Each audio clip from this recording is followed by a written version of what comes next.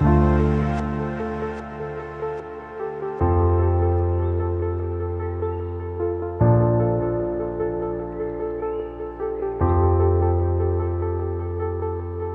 plus grande grâce depuis ces 10 ans d'ordination, au départ, je croyais que c'était de donner la miséricorde de Dieu, c'est déjà très grand.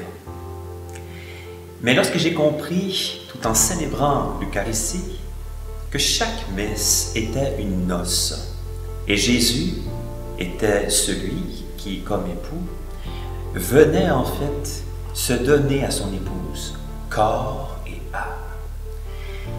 Quand je prenais conscience un peu plus que lorsque je disais « Voici mon corps, livré pour vous », alors je découvrais en fait que moi, comme homme, j'entrais dans cette grâce d'être époux, époux avec Jésus pour l'Église, l'Église qui est appelée à être mon épouse. Ça a été ma plus belle grâce. À chaque Eucharistie, j'essaie en fait de pouvoir vivre de ce mystère. Et ce mystère me fait profondément vivre. Donc, ma plus belle grâce, c'est d'être époux avec Jésus. Et le summum de cela, je le vis à l'Eucharistie. Alors, une des plus grandes grâces, je dirais, c'est une proximité avec l'Esprit Saint. J'ai vécu cette grâce le jour de mon ordination.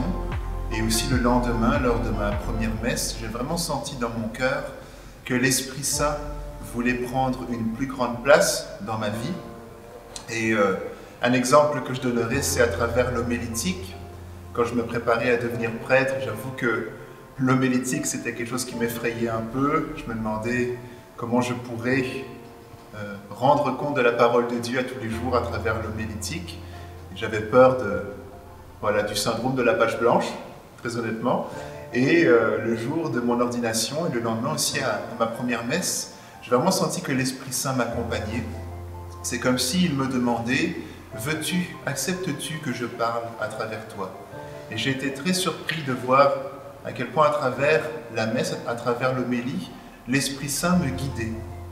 Je suis touché de voir la constante actualité de la parole de Dieu, sa capacité à parler au cœur de l'homme à toute époque, et de voir comment l'Esprit Saint passe à travers l'homélétique. Alors, si je dois parler de ma plus grande grâce, c'est vraiment la proximité avec l'Esprit Saint, et de voir à quel point il touche les cœurs, il vient rendre actuelle la parole de Dieu. Ma plus belle grâce en tant que prêtre, c'est une expérience très forte que j'ai vécue alors que j'étais en mission à l'étranger, à Tahiti, puisque j'ai eu ce privilège comme prêtre de pouvoir vivre quelques années là-bas. Quelques jours avant le premier anniversaire d'ordination, j'ai été piqué par un moustique. J'ai eu une fièvre tropicale, hémorragique, très forte et j'ai été malade pendant plusieurs mois, dont une partie alitée sans pouvoir bouger. Après quelques semaines de ce traitement-là, je dois avouer que j'avais une colère contre Dieu, contre la Vierge Marie. Et un soir, alors que j'arrivais toujours pas à dormir, que j'avais mal dans tout mon corps, j'ai dit au Seigneur, mais coudonc, à quoi tu penses? Regarde, j'ai des mains de prêtre qui pourraient donner l'absolution, j'ai une bouche de prêtre qui pourrait donner le pardon, qui pourrait annoncer l'Évangile. Puis là, j'ai commencé à passer à peu près tous les organes de mon corps en disant « Seigneur, à quoi tu penses? Tu as besoin de prêtres dans le monde, il en manque. Moi, je suis là, je suis jeune, j'ai plein de feu, plein de dynamisme et je suis cloué au lit. » Et une certitude est venue en moi, un peu comme si c'était la Vierge Marie qui était au pied de mon lit avec le Seigneur. Et il me disait simplement « Ben oui, Francis, tu as des mains de prêtre. Qu'est-ce que tu en fais quand tu ne peux pas agir comme prêtre? Tu as une bouche de prêtre, comment tu l'utilises quand tu ne le fais pas dans ton ministère proprement sacerdotal? » Et là, ça m'a comme secoué intérieurement et j'ai compris que le prêtre, avant d'être des gestes ou des paroles, c'est une manière de s'unir au Seigneur, de vivre comme lui, qu'il y ait ou non des personnes autour de nous, de comprendre qu'il y a toute une vie d'union au Christ différente. Et après, les gestes prennent tout un sens. Alors c'est ma plus grande grâce, celle de mon premier anniversaire d'ordination, passé au lit, en étant avec le Seigneur et en comprenant que Ce qu'il m'appelait, ce n'était pas de faire des choses, mais d'être comme lui. La plus belle grâce en 10 ans. C'est dur parce qu'il y en a plusieurs. Mais la plus belle grâce, je pense que c'est de me laisser envahir davantage par quelque chose qui me dépasse. Et de prendre conscience qu'à travers ce don qui est fait du sacerdoce, oui, ça passe par moi, mais ça ne m'appartient pas. Et ça, pour moi, c'est la grâce, c'est de pouvoir donner ce que je reçois.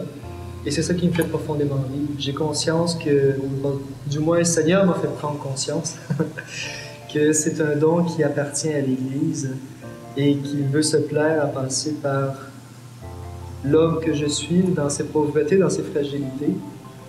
Mais c'est une richesse qui ne m'appartient pas et le fait de le donner, moi, me fait saisir la grandeur de cette richesse-là, de la grâce qui m'est donnée à travers le sacerdoce. Et ça se situe vraiment dans l'ordre de la foi. Et c'est spécial parce que ça passe par les événements de la vie, mais ça me permet de goûter à une réalité qui est celle de l'invisible, mais qui se déploie dans un visible. Alors ça, c'est vraiment la grâce que je perçois de ces 10 ans de sacerdoce. Déjà, je trouve ça extraordinaire. Qu'est-ce que ça va être dans 10 autres années, je ne sais pas. Mais ça, c'est une belle grâce que le Seigneur me donne et que je goûte, que je savoure et qui me dynamise aussi dans le ministère, dans le sacerdoce et qui me permet de l'accueillir davantage, ce don-là, c'est en le donnant. Et donc, j'ai l'impression de c'est quelque chose qui commence continuellement et qui me fait profondément. J'ai été ordonné en 2008 au Congrès eucharistique international à Québec. Et nous étions 12 à entrer dans une longue procession. Ça se faisait dans le Colisée Pepsi à Québec. Alors on imagine l'entrée un peu comme les sportifs dans l'esplanade, et puis voilà que des gradins,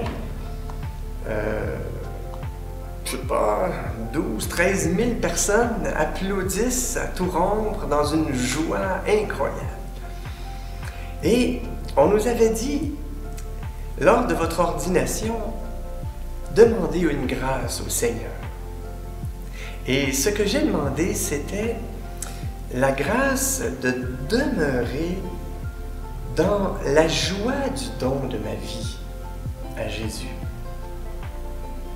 Et je pense que depuis 10 ans, ce qui est constant, ce qui est effectivement accordé, je pense, comme grâce, c'est une profonde joie d'être fils du Père éternel, comme Jésus, fils de Dieu, créateur de tout bien, et de participer avec lui au don joyeux de ma vie. Il le disait, c'est une joie pour moi de donner ma vie. Et d'être dans cet élan-là, pour moi, je pense que c'est la plus belle grâce, cette grâce de fond pendant ces 10 dernières années.